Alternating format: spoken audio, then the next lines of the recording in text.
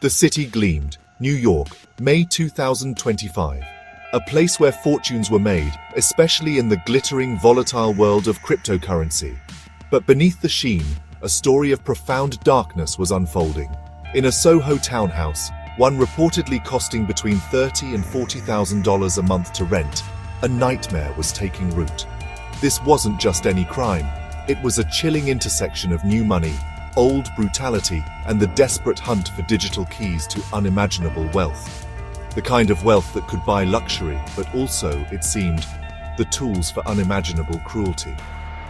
The victim, a young Italian tourist, had stepped into this world, perhaps seeking opportunity, perhaps just experiencing the city. He found something else entirely. He was only 28 years old, a visitor, a businessman perhaps from Italy. He found himself ensnared, not by the city's charm, but by a crypto investor named John Woeltz. The details were still emerging, painting a grim picture. This wasn't a random act of violence. It was calculated. It was cold. It was centered around the victim's presumed access to cryptocurrency.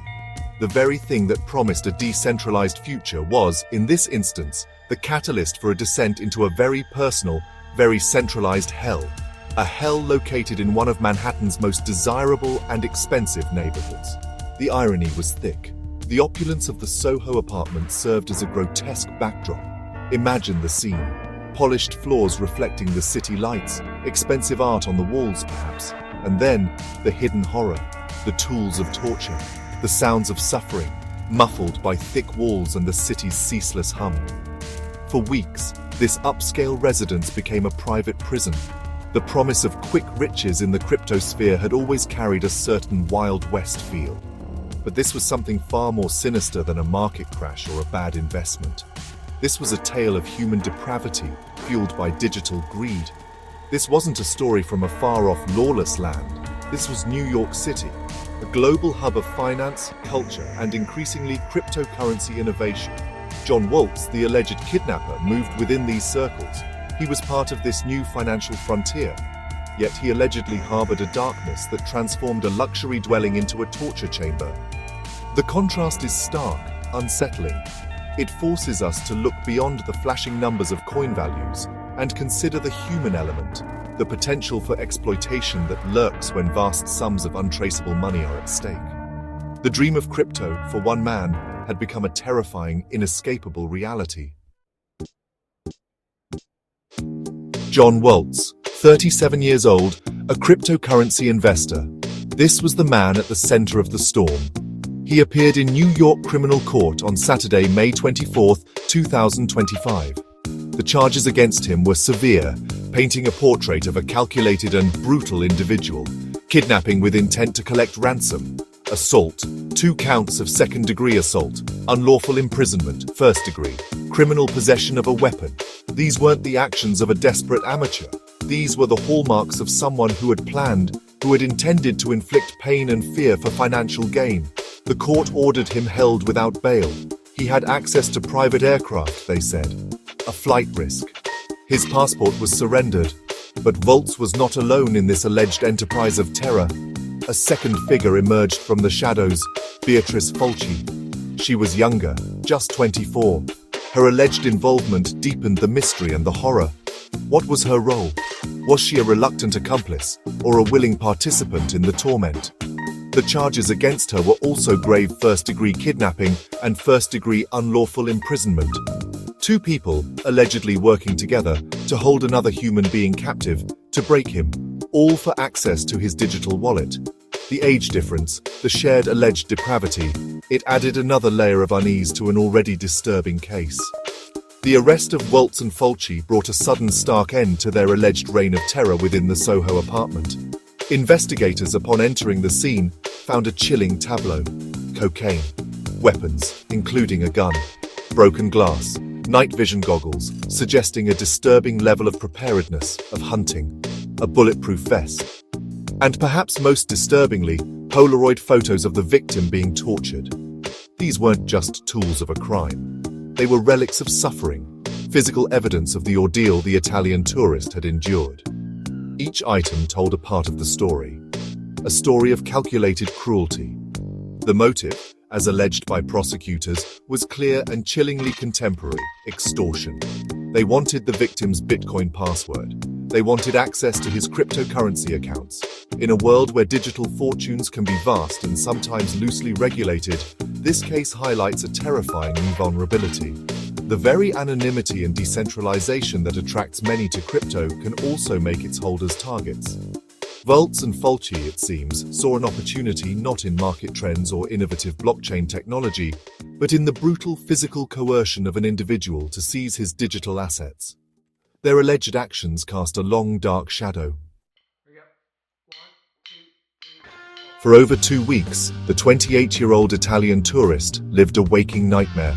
He was allegedly held captive, his freedom stolen, his body and mind subjected to unimaginable torment. The Soho luxury apartment, a symbol of success and aspiration for many, became his personal torture chamber. Every day, every hour, must have been an eternity of fear and pain, punctuated by the demands of his captors. They wanted his Bitcoin password. They wanted access to his digital lifeblood. And they were seemingly prepared to go to any lengths to get it. The psychological toll of such an ordeal is difficult to comprehend. The methods of torture alleged were medieval in their cruelty, yet chillingly modern in their context. He was reportedly drugged, his will and senses clouded. He was shocked with wires, a crude and brutal assault on his nervous system. He was beaten with a firearm, the cold steel a constant reminder of the violence his captors were capable of. He was tased, pistol-whipped, forced to take cocaine, a substance that would further disorient and control him. The threats escalated. An electric chainsaw was brandished, amputation of his limbs was threatened. These were not empty threats, they were psychological weapons designed to break him. One particularly chilling detail emerged: an Apple AirTag was reportedly placed around the victim's neck. A tiny piece of technology, designed for tracking lost keys or luggage, was perverted into a tool of control, a digital leash. It symbolized the insidious blend of the sophisticated and the savage that characterized this crime. The kidnappers were allegedly crypto-savvy, operating in the digital financial space, yet their methods were barbaric. The AirTag served as a constant reminder to the victim that he was property, tracked and monitored, his every potential move anticipated by his captors. The discovery of Polaroid photos of the victim being tortured speaks volumes about the mindset of those involved. Why document such acts? Was it for further intimidation, a grotesque trophy, or perhaps a miscalculated piece of evidence in their twisted scheme? These images, found by investigators, provide a horrifying glimpse into the victim's suffering, a visual record of his ordeal. They transform abstract reports of torture into concrete, undeniable proof of the terror he endured. Each passing day in that apartment was a new chapter in a story of survival against overwhelming odds, a testament to his resilience in the face of pure evil. Then, a moment of desperate courage. On Friday morning, May 23, 2025, after weeks of unimaginable suffering, the Italian tourist saw an opening. He tricked Woeltz. He convinced his captor to leave the room, perhaps a fleeting lapse in vigilance, a moment of overconfidence from the alleged kidnapper. In that instant, the victim seized his chance. He fled. He ran from the opulent prison, from the torture, from the constant threat of death. He found his way to a traffic officer or a police officer on the street. Help. Finally, help. His harrowing escape marked the beginning of the end for Woeltz and Fulci. The subsequent arrests of John Woeltz and Beatrice Fulci were swift. The facade of the successful crypto investor and his associate crumbled, revealing the alleged monsters beneath. The details that spilled out were like something from a twisted thriller, yet this was horrifyingly real. The case immediately sent shockwaves far beyond the confines of Soho. It cast a harsh, unflattering light on the world of cryptocurrency, a world often associated with innovation, disruption, and incredible wealth. But now, it was also associated with kidnapping, torture, and a dangerous new breed of criminal. The implications for the cryptocurrency world are profound and deeply troubling. While crypto enthusiasts champion decentralization and financial freedom, this case underscores the dark underbelly. It highlights how easily the pursuit of digital wealth can curdle into violent crime when individuals believe assets are untraceable or easily extorted. The allure of vast, unregulated fortunes can attract not only innovators and investors, but also predators. This incident serves as a stark reminder that behind the complex algorithms and fluctuating market values, human beings are involved, and they can be vulnerable. The promise of a new financial dawn cannot ignore the shadows it might cast. This dark episode in New York City is a brutal wake-up call. As new financial frontiers open up, vigilance and robust regulatory frameworks become paramount. The glamour of crypto cannot mask the potential for grotesque abuses. The story of the Italian tourist, his ordeal, and his brave escape is a human story first and foremost. But it is also a cautionary tale for the digital age. It reminds us that innovation without ethics and wealth without accountability can pave the way for horrors we might prefer to believe belong to a bygone era.